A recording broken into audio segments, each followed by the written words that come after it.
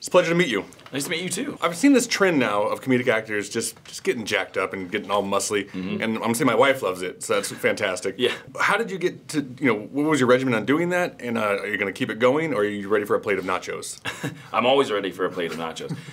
No, I am gonna keep it going. It was an incredibly difficult thing to do, but weirdly not as difficult as I thought it would be. And I think getting to the point of where I thought I was before, I've always tried to stay somewhat in shape. Sure.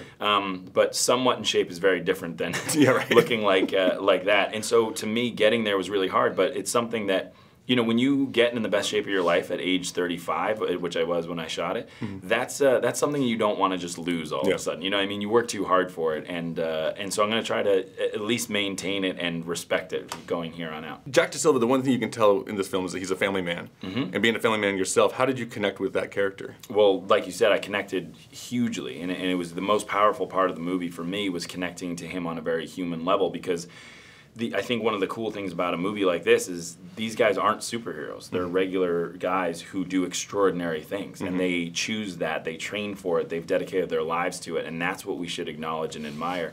And so for me, like you said, he's an incredible family man, and getting to know him was the most vital part of the process.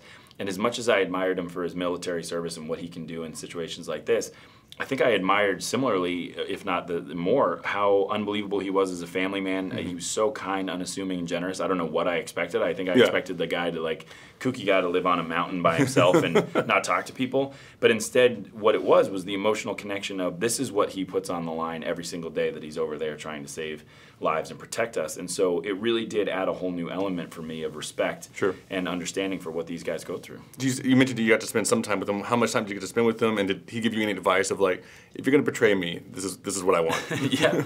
No, I think it was completely surreal for him to be played in a movie. I think any of us would feel pretty weird being played in a movie, and certainly having the actor come visit you is a weird thing. But again, I never noticed that he had any discomfort with it because he was so kind. Within 5 minutes of knowing him, he said, ask me anything. Don't worry about how emotional it is. Ask me anything because I want this story to be told, and I want it to be told right. So he did see the movie, and I definitely truly mean it when I say that no matter what happens with this movie, I got the best part out of it for me, which is when he called me and told me that he saw the movie, he really liked the movie. It was very difficult for them, obviously, to see. Sure. And then, with 2 words, he blew my mind. He just said, thank you. And I think that is the reason why we all did this movie, which is to finally acknowledge these 6 guys and what they did on that night, because all the politics of the story has really overshadowed what really happened. For you, what was the most arduous scene to film? Well, there was a lot of scenes that were really tough. I think probably the most intense one was there's a scene where there's a building on fire and we go into the fire.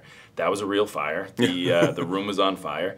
And when we did it, I think I imagined more movie help. It's not really on fire, and when you get there, it was. And I mean, I've never felt heat like that. I've never been put in that position. And you do get these instincts kicking in, which is you realize that fight or flight thing is very real. And you get focused and you get tense.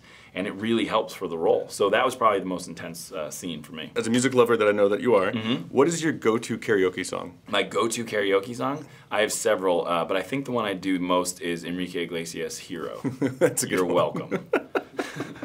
And then last but not least, you can say this film if you want. It's kind of the easy answer.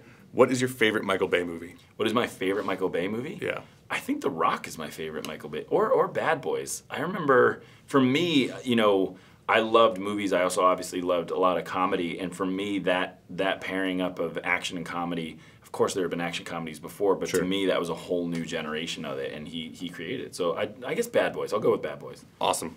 Good to meet you. Nice to meet you too. All right. Excellent.